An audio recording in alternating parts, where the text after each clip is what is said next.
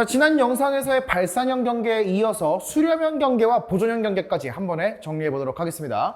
자, 먼저 지금 이 상황을 보시면요. 자, 우리가 수렴형 경계라고 했을 때 멘틀 대류의 하강부에서 일어난다라고 했죠. 자, 그러면 이제 이쪽 판 두 개가 있는데 얘가 이렇게 가까워지고 있어요. 자, 그러다가 이제 이 친구가 해양판이라고 한번 생각을 해볼게요. 이 친구는 대륙판이라고 생각을 한번 해봅시다. 그럼 해양판의 밀도가 대륙판보다 어떻죠? 밀도가 크죠. 해양판이 밀도가 큰 겁니다. 그럼 이제 이 친구가 밀도가 큰 판이니까 이 대륙판 아래쪽으로 이렇게 내려가는 걸 생각을 하시면 되는 거예요. 이거를 우리는 섭입이라고 부릅니다. 비스듬하게 내려간다는 뜻이에요. 자, 그러면 보시면 자, 여기에 있는 해양판이 밀도가 커요. 이쪽은 대륙판이니까 밀도가 작단 말입니다. 그럼 얘가 이 아래쪽으로 뚫고 내려간다라고 했습니다. 그러면 요 경계에서 이렇게 내려가면서 여기에 이제 골짜기 같은 거 하나 만들어지잖아요. 요거를 해구라고 부릅니다. 자, 도랑 구자를 쓰는데 잘 쓰지는 않는 용어기는 해요. 뭐 배수구 이런 거에서 쓰긴 쓰는데 어쨌든 간에 해구라는 지형이 만들어진다라는 거 봐두셔야 되고요. 자, 그리고 이쪽에 대륙판이 우그러지면서 이렇게 이제 산이 만들어져요. 이거를 습곡산맥이라고 부릅니다. 자, 그러면 정리해보면 이런 거야. 해양판과 대륙판이 섭입을 하고 있어요. 해양판이 대륙판 아래쪽으로 섭입을 할 때 해구가 만들어지고 습곡산맥이 만들어진다라고 되어 있죠. 자, 그 다음에 지진도 한번 생각을 해보면요. 자, 여기에서 1000발, 더 깊이 내려가서 중발, 신발 이런 식으로 1000발부터 신발 지진까지가 만들어진다라고 되어 있고요. 자, 요게 이제 마그마 올라오는 거 이제 보이시죠? 화산도 굉장히 활발하구나. 이렇게 정리해 주시면 되는 겁니다. 자, 그럼 이번에는 해양판과 해양판이 만나는 것도 보면요. 마찬가지로 해구 생깁니다. 이거 어떻게 되는 거냐? 해양판은 밀도가 크다며 해양판끼리도 밀도가 좀 달라요. 더 밀도가 큰 해양판이 밀도가 작은 해양판 아래로 섭입한다 라고 이제 생각을 하시면 되는 겁니다. 자, 그러면 이 친구가 내려가면서 1000발, 중발, 신발 지진 일어날 거고요. 자, 해구 만들어졌고요. 화산 활동 활발하다 그랬죠. 자, 그런데 화산 위쪽이 뭐예요?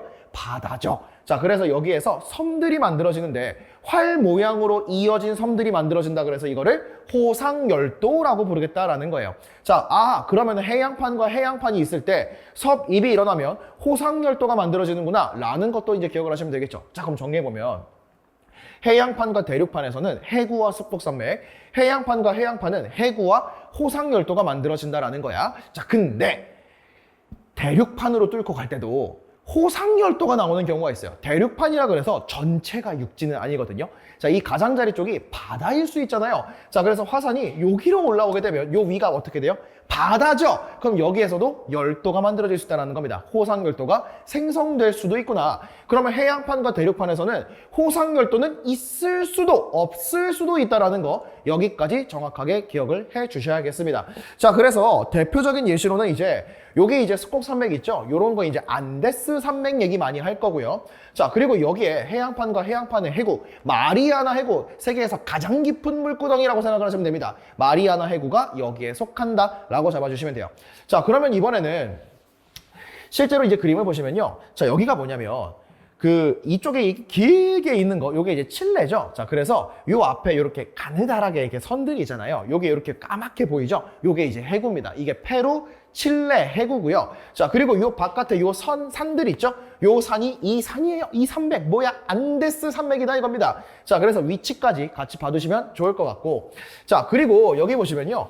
여기 괌 그리고 사이판 이렇게 있는데 요쪽에 요게 이제 마리아나 해구입니다. 굉장히 깊은 구덩이다라고 이제 생각을 하시면 되는 거예요. 자, 그래서 여기까지 한번 정리해봤고요.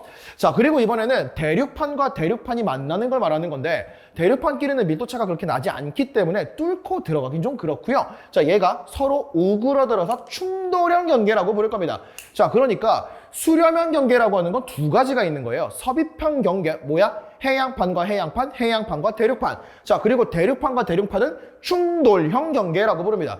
자, 그래서 두 대륙판이 만나면서 굉장히 거대한 습곡산맥이 형성되게 되고요. 자, 천발 지진 그리고 중발 지진까지 일어난다라고 합니다. 자, 그 다음에 여기에서는 마그마가 분출되기가 어렵기 때문에, 물론 마그마가 많지도 않겠지만 있더라도 분출되기가 어렵기 때문에 화산 활동은 거의 일어나지 않는다라는 것도 같이 봐주시면 되겠습니다. 자, 그러면 대표적인 이 습곡 산맥이 뭐가 있냐? 히말라야가 있어요. 그래서 히말라야 산맥 이렇게 아주 거대하죠.